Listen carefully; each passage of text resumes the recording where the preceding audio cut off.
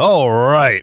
Welcome back, ladies and gentlemen, boys and girls. That break a little bit longer, but it's setting up for our fifth and final game of the grand finals here for the Paradise League HoN Amateur Tournament. That $500 prize pool on the line. We got New Generation versus Hard to Communicate. For some reason, that third word, I can think of many different words, but Hard to Communicate. And this is it with the game number 5. So looking forward to seeing what happens. Once again, I'm Brick CK, joined by What You Got. And hello. Here we go. Well, the one thing off the bat I'm noticing, by the way, we got a player change. We got Beast Bear is back for New Generation. He was an impressive player yesterday. I saw a couple of games that I watched them. So interesting bringing him in for the fifth and final game, but we'll see what impact he has.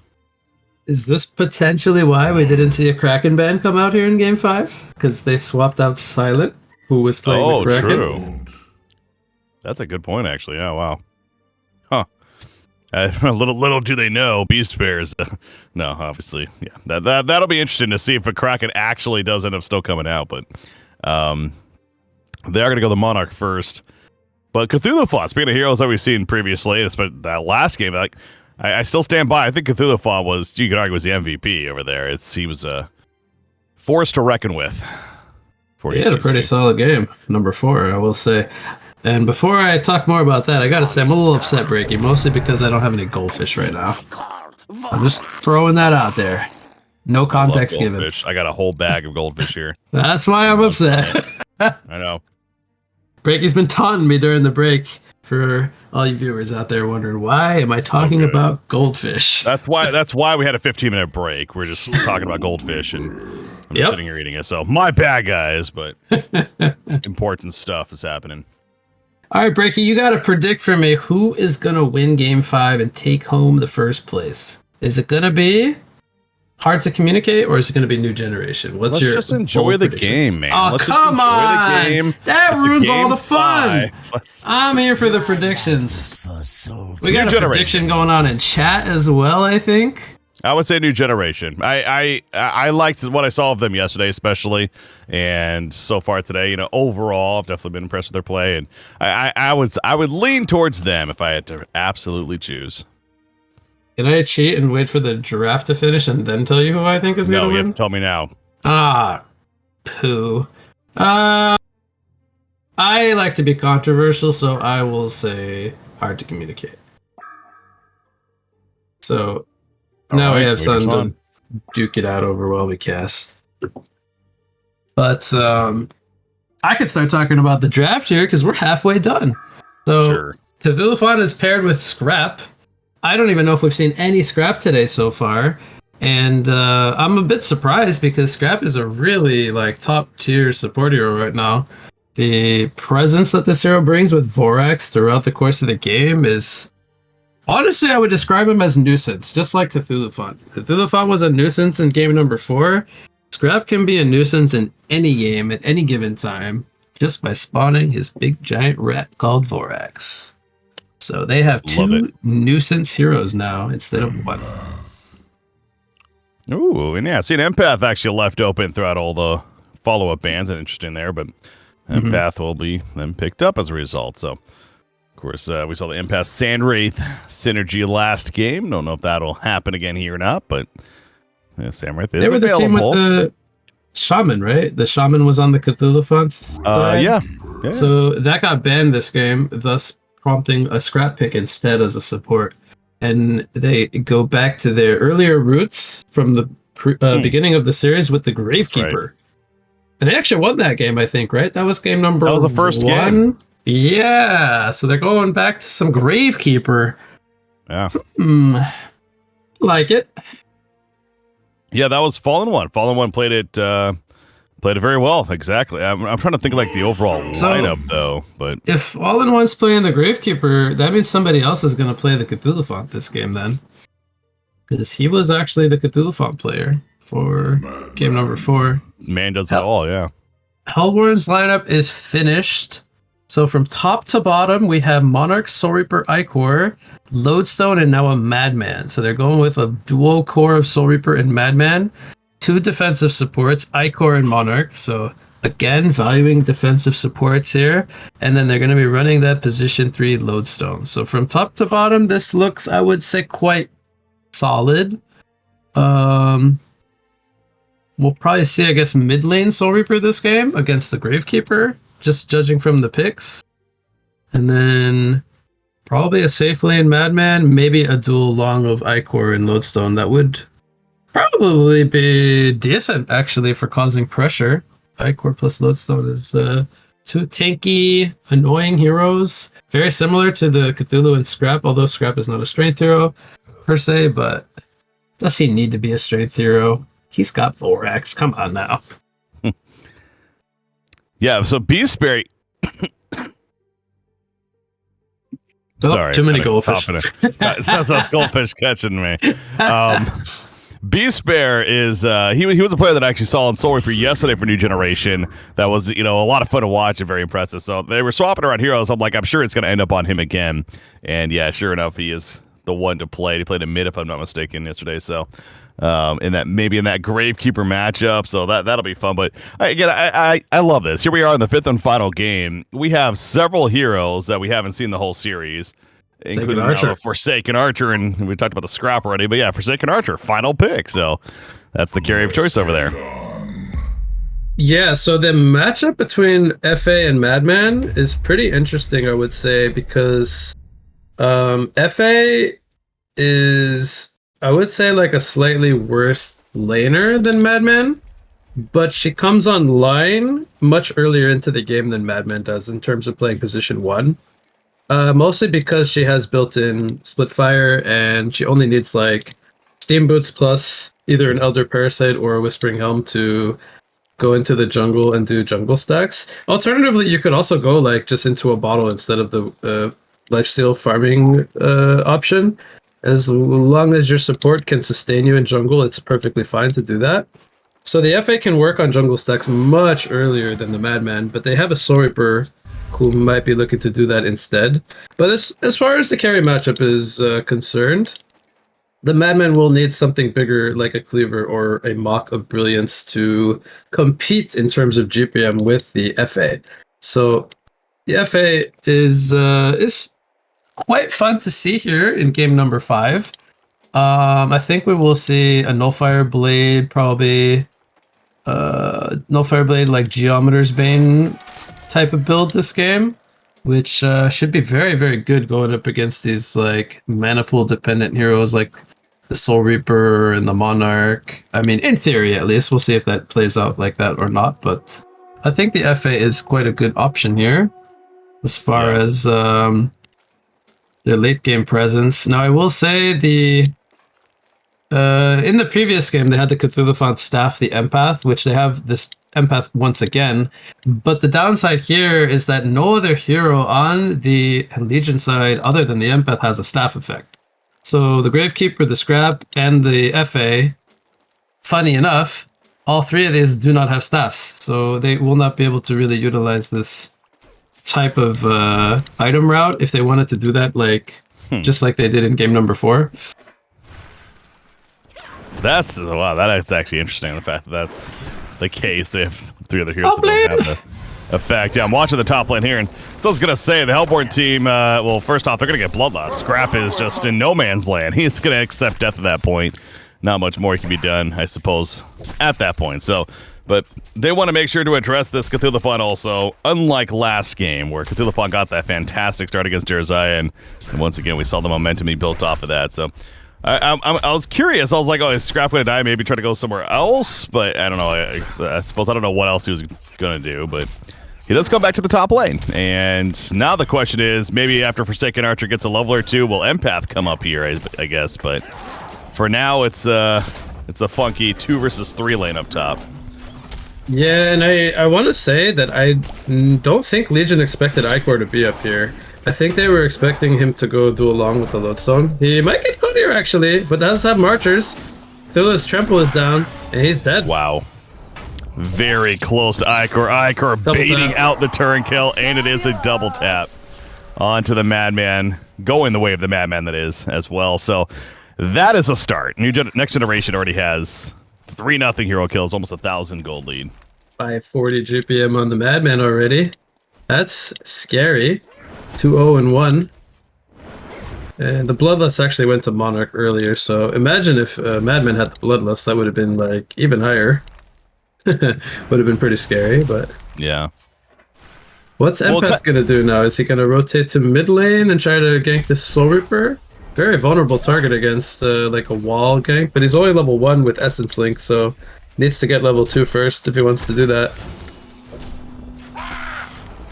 We'll say Fallen One is doing a great start once again on Gravekeeper. 11 and 8. 8 denies already against the Soul Reapers. 8 and 0. So we do see a slight difference there in that GPM. Gravekeeper certainly winning the matchup early on.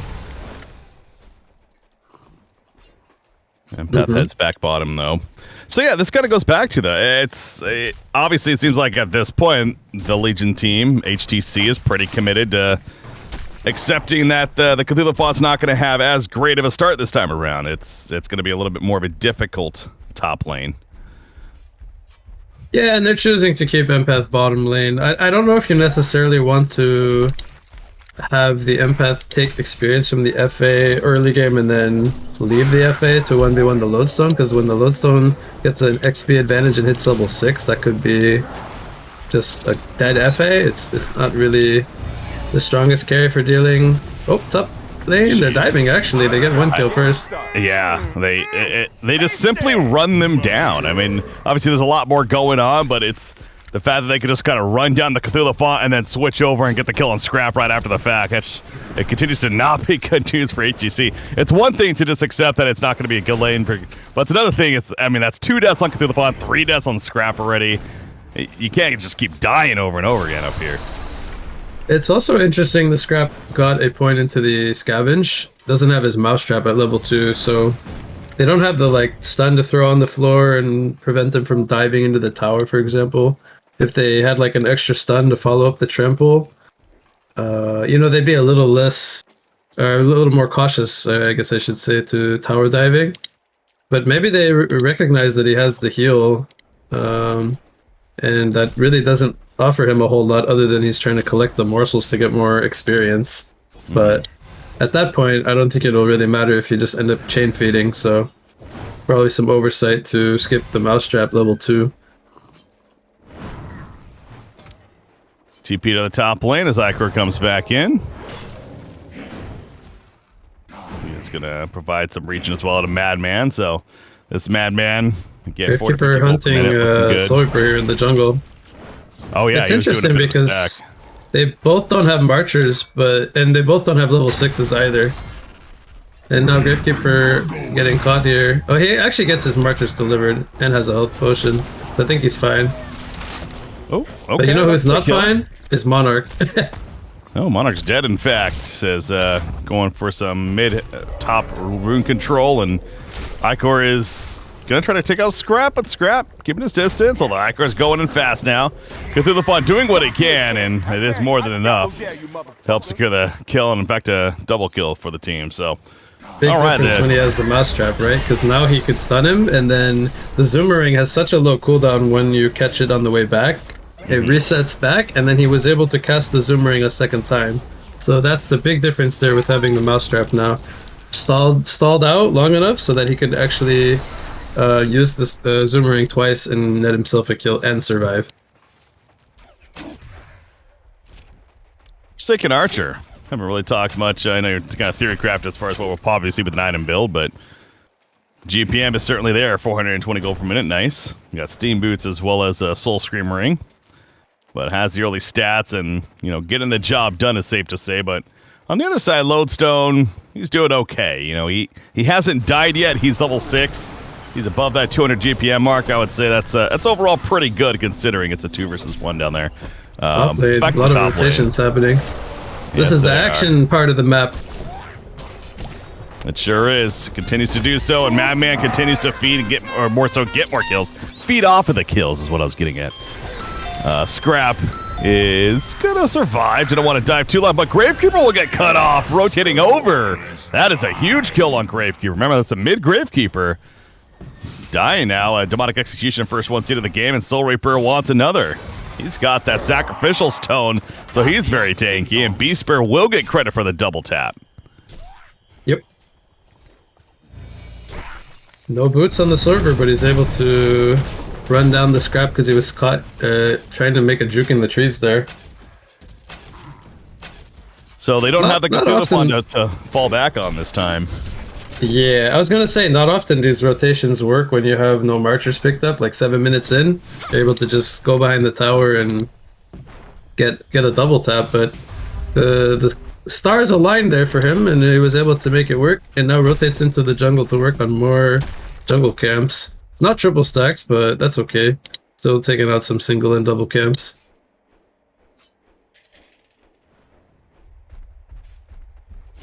Knows Forsaken Archer did a couple of massive stacks in his own jungle, but so again, his GPM continues to be very impressive, but it is the only successful one at this point in the game. Going to heavily rely on that developing into something, and it also kind of goes to the fact that if you're new generation, what you getting Chrysalis up.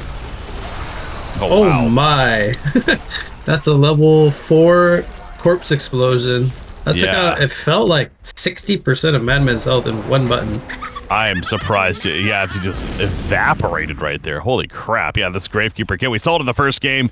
It was definitely impressive as well in that one, but it reminds us the damage that it can do. Forsaken is okay. Fine. That was a good wall from Empath. They couldn't chase. So I want to point out something that's very interesting here. The Hellborn is winning 8-4 in kills, but they're losing in gold and XP by 1,700 and 3,000. Yeah. Don't you find that a little odd? Well, it goes back to the Forsaken, right? That's what I was talking about. I mean, this Forsaken is definitely doing his part, and it's just a matter of how will that translate. He is going to go that Nullifier from the looks of it. You're talking about the item progression there. But yeah, how will that translate? Because that gold lead as a team is good, but majority of it is on the Forsaken Archer. Well, as I'm saying that now, I guess Cthulhu Font and Gravekeeper actually have jumped up a bit, so. Oh, they're going to run into Lodestone here. No mana for the Link stun to set up the crippling volley. Yeah. Oh, he actually places a ward underneath the ward already placed previously by Empath, which has been there for a little while, and they should have spotted that. I was gonna say I dislike the FA skipping like bottle or anything to sustain himself, but he's making it work for now.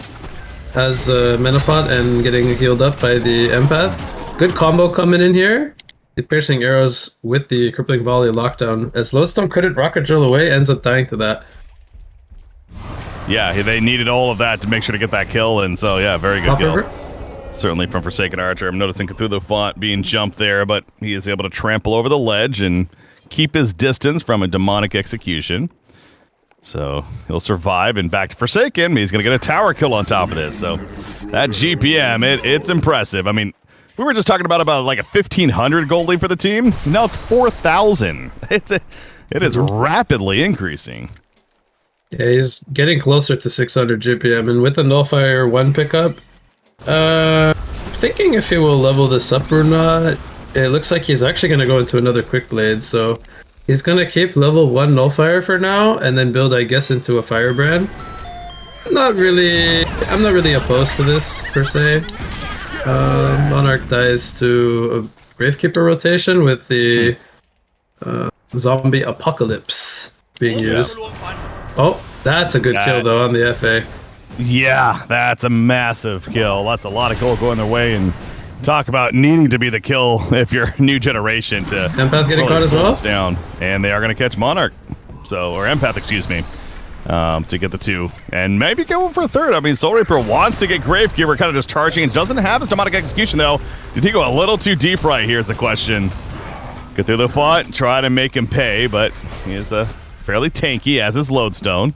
No Shatterstorm either, so. This fight looks so funny, actually. They're all dancing in the face of each other, but nobody's getting stunned down or dying. Intimidation right there. But yeah, big kill on Forsaken. That's, I mean, you see the GPM of him, and he was upwards of 600, and he's already dipped down to about 540. I mean, it's still very impressive, but it slowed him down quite a bit for sure. Yep. Soul Reaper. I'm actually wondering how he died to the Soul Reaper. Like, was he low when he got caught in the jungle? He might have been. I honestly didn't catch it myself until like right as the death happened. I feel like he had to have been because he has quite a bit of HP even with just being on Agi's steam boots. But yeah, not gonna really think too much about it. Probably tanked the camps a little bit like he did just now and took some damage. Gravekeeper. What he went tablet? What in game number 1? You think he'll do that again here in game 5? What are they up against? I don't know if it's as necessary this game. So I mean, maybe just going straight into Blink? I think the Blink, yeah, because wasn't he was partnered up with something too that had a Blink or was going to Blink, I thought. I forget the exact lineup around it. But yeah, this game, it feels like Blink actually would be pretty good. They're going to get through the phone here. Glowstone's going to run into Gravekeeper. Cleansing wins. Ooh, wow. Not going to matter. Big burst again. Yeah. You got Icor. He's going to survive, though, and helping get the turn call through the font as well as Scrap. So, big picture. Very good for the side of New Generation. I think they brought all 5 players up here, right? And they only lost the Monarch, so 3 for 1. But they end up giving up their mid tower to do so. So they're going to need to even up the towers by getting top tower, which they will do. And the gold lead is almost back to even. It's 900 gold lead for Legion now, which was previously, I think, around 4,000 the last we checked. So the kills from the top lane that the Hellborn got actually closed the gap by a lot. I'm a little surprised. I mean, I think they saw this double. Is that a double or triple? I think it's a double stack Ancients. They were as a team just walking through the Legion jungle. Surprised they didn't just go for that, but they ended up going away anyway. So they're going to leave it for now, then just go to their own jungle. Madman's loving it. He's got a nice stack right here. With that cleaver, rushed the cleaver, just like we saw in the last Madman game, where he was, I think he was against the Hammerstorm that game. So very similar, like the Hammerstorm and the FA both come online much sooner than the cleaver carry does, which is why we see the FA is so much higher in GPM right now. And she was level 13 at 13 minutes, about to be level 14 here at 14 minutes. So again, her XPM and GPM king of the charts right now. But, you know, there's still room for Madman to try to close the gap now that he's got his farming tool. Need to delay the game as much as possible, allow the Madman to try to catch up, per se. But I will say, once the FA gets her shrunken, she's going to be very hard to deal with in that timing window. Top lane hasted Gravekeeper fighting the Icor.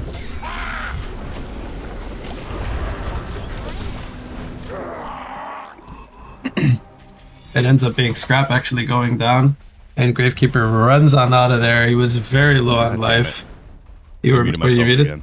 I'm sitting there like, yeah. Well, one thing I pointed out, though, is, Icor, he was by himself at the beginning of that, and that was a zombie apocalypse used and everything, but still, he actually just tanked all that damage and eventually got the support, and they turn on the Scrap, so that's an unfortunate sign for HTC. Of course, Icor is definitely one of these supports, so you can't think, like, oh, he's just a support, I'm going to kill him quickly.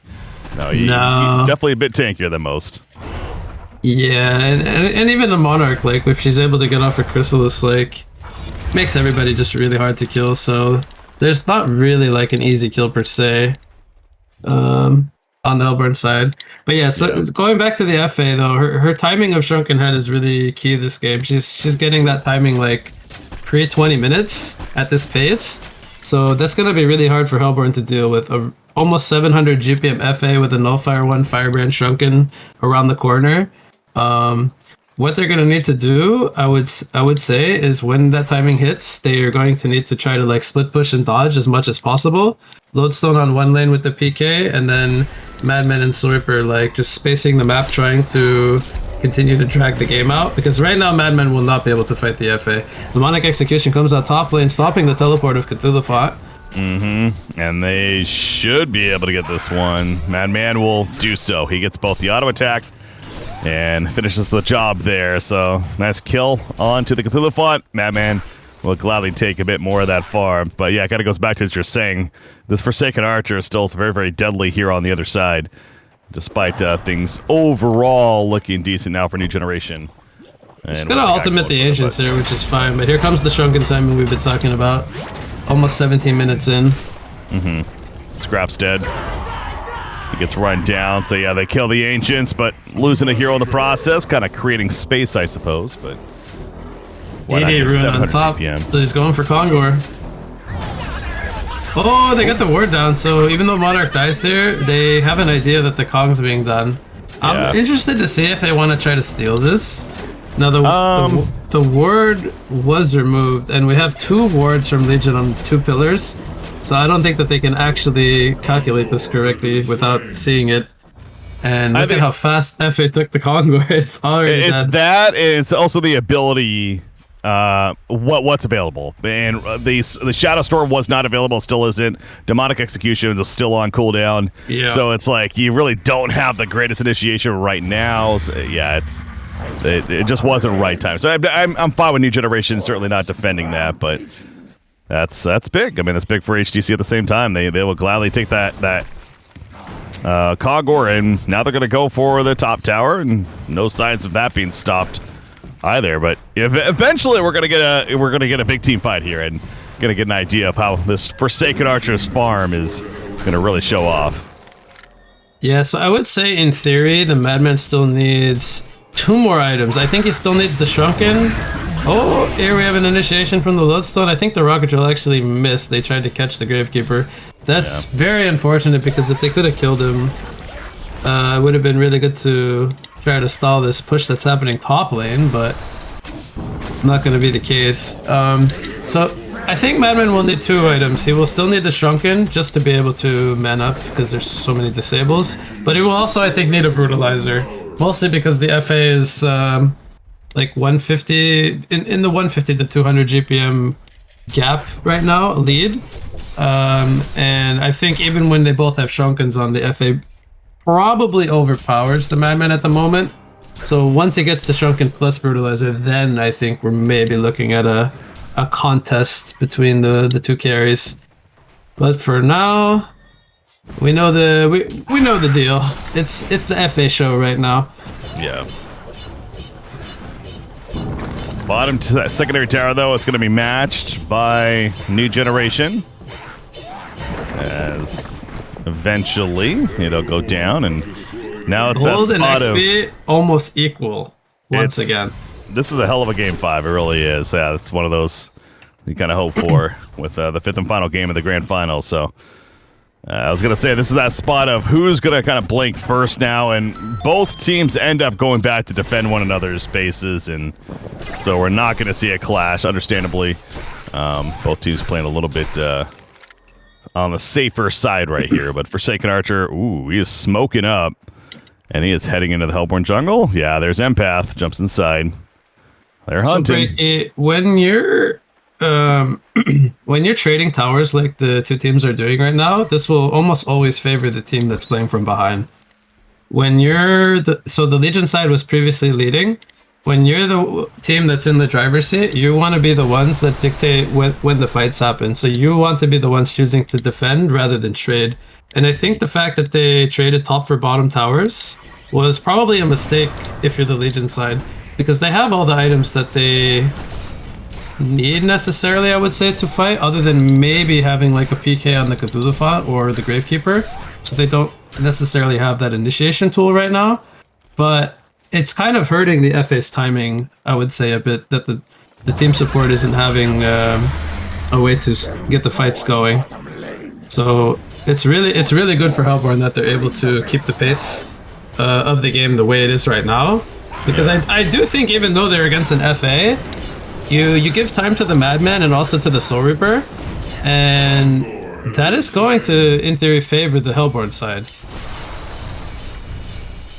They get their own Kongor killed as well. That was like also some more Kongor buffs and gold that they were not having at their disposal, where the Legion took their Kongor pretty early.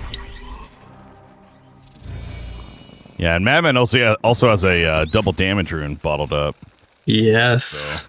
So So You know, he wants to use if that.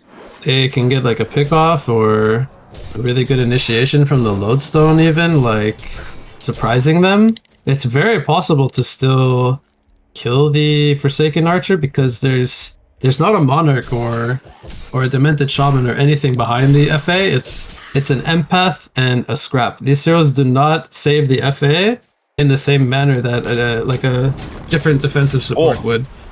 Gravekeeper going really deep by himself, and he just gets caught out in no man's land right there.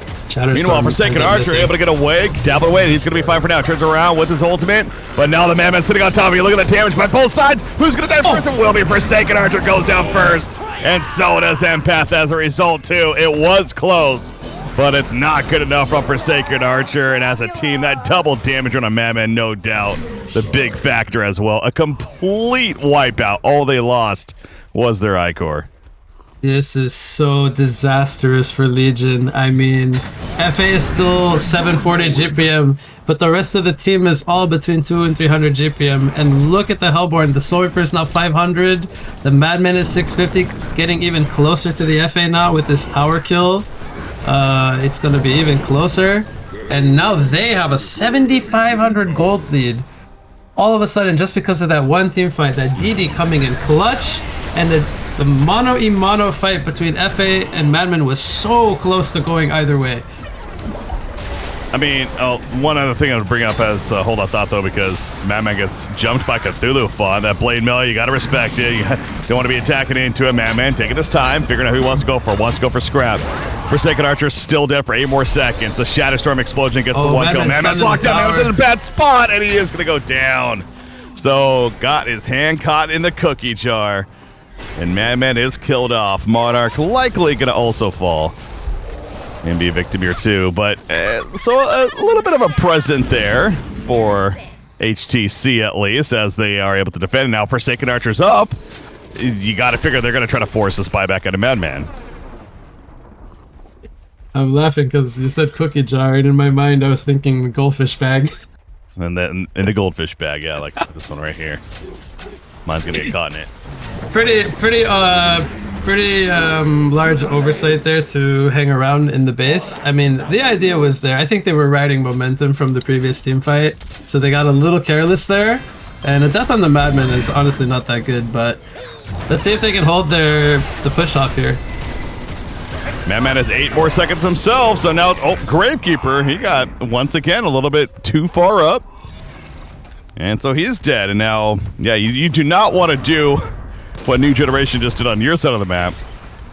And so Forsaken Archer is going to make sure to get the hell on out of there with Empath before risking anything like that happening. So we're going to have a bit of a reset now Group smoke between the two teams. From Hellborn.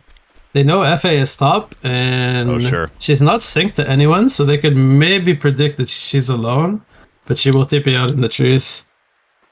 Good map awareness to leave the top lane. I mean, yeah, if she keeps pushing, she's dead for sure, so absolutely the right decision there. As Cthulhu Fun, I mean, he's in a much safer spot, but he ain't safe even over here, although I guess with the trample, he is pretty safe.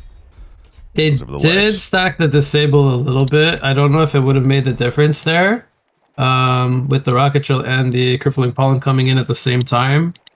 But the Barbed Armor was up. I think Madman was actually still able to fight through that, actually, but it would have been very close nonetheless.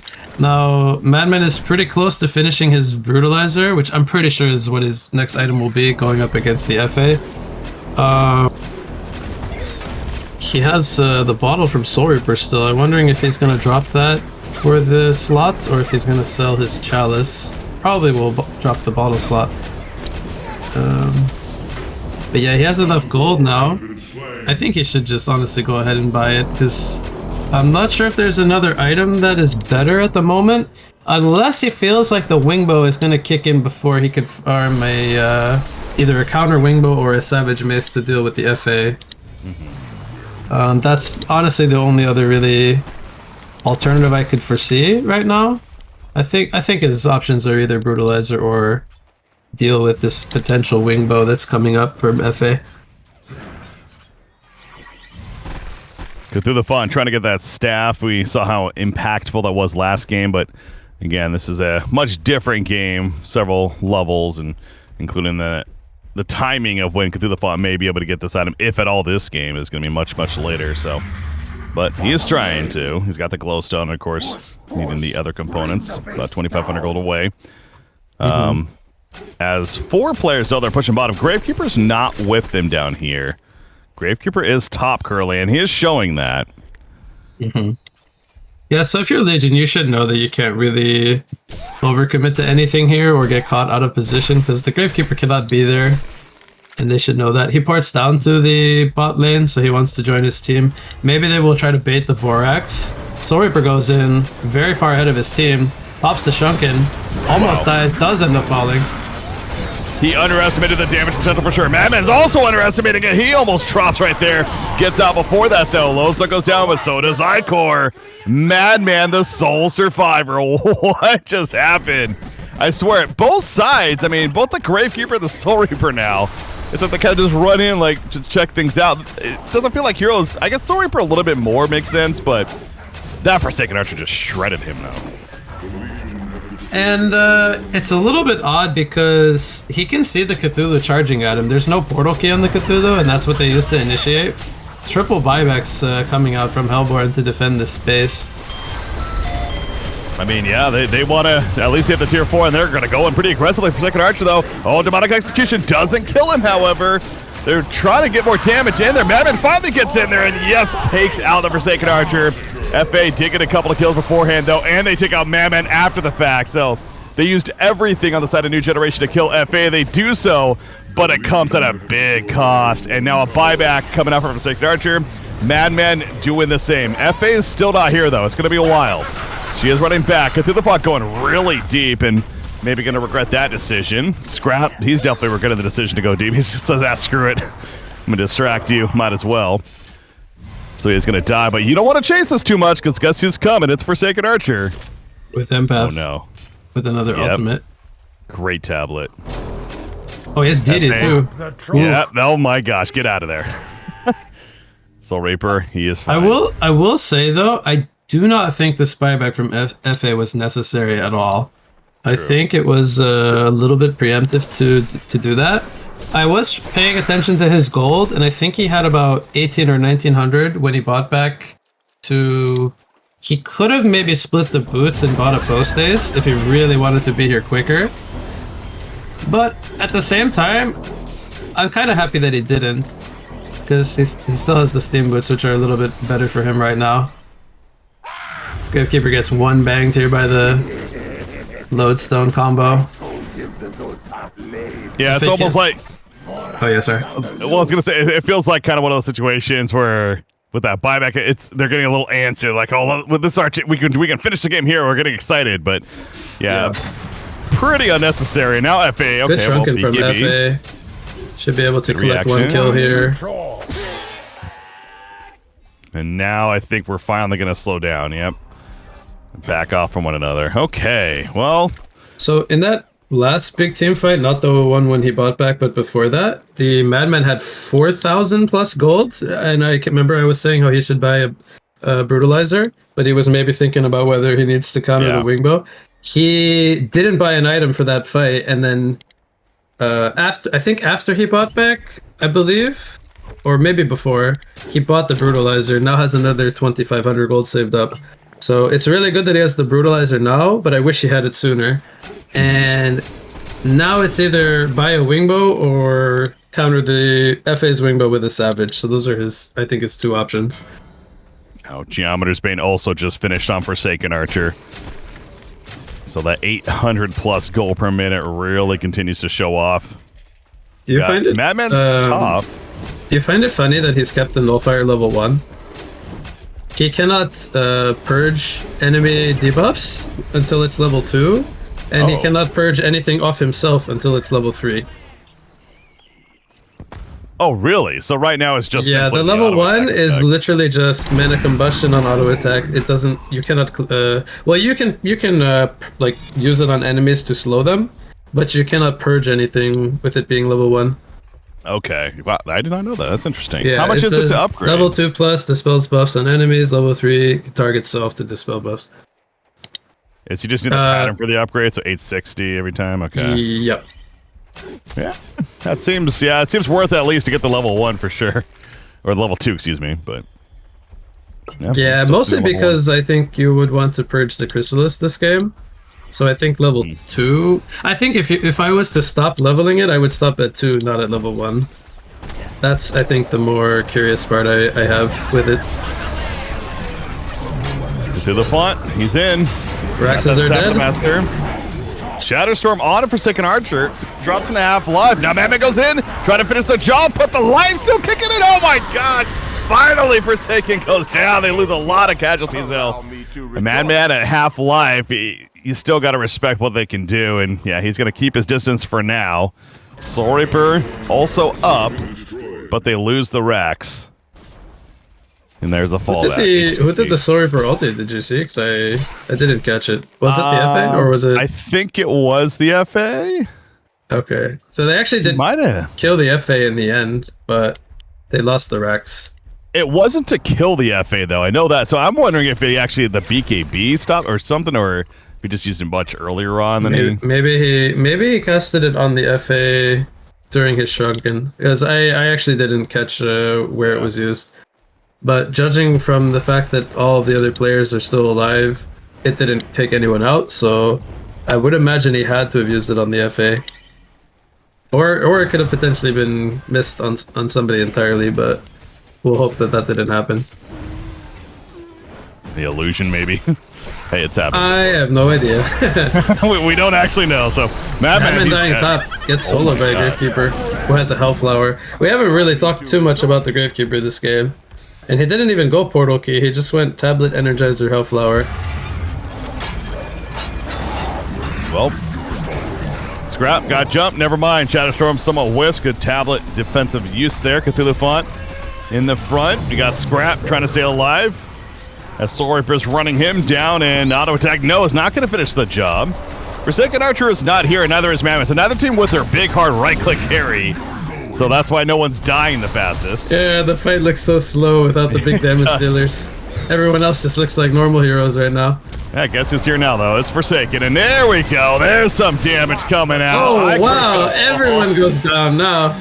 Yeah, that's, that happened. I mean, Madman has 20 seconds left before he's up. He has a buyback, but now it's that really awkward spot of, you don't want to? That's going to be top Rax. They're just going to go mid. Why not? I mean, you got to buy back, like, at this point. I know it's only 10 seconds, but you're going to lose all 3. He just has to wait it out now. But he has buyback still. That's mega creeps. Try to pick them off before they get away. That would be big. Madman goes in, going for the battle with Forsaken Archer. Yeah, good kiting. BKB active though, and Madman is going to get the kill, but it doesn't matter. He falls again, and there's the offensive buyback again by Forsaken Archer. Madman, okay, Madman did buy back. That's right. He did not buy back earlier. That's right. And they just call it now. Yeah, GG's. Well, saying GG at least, but it's over. It's going to be a victory for Hard to Communicate. They do make the comeback happen. I mean, and it was 2-1 New Generation going into that game 4. Obviously, they won the game 4 to force this 5th one, and now HTC are your tournament champions. Congratulations. Unofficial, but give it 10 seconds. I mean, they GG. Like, technically, that's official. I don't know. What are the rules? Yeah, you're right. You're right.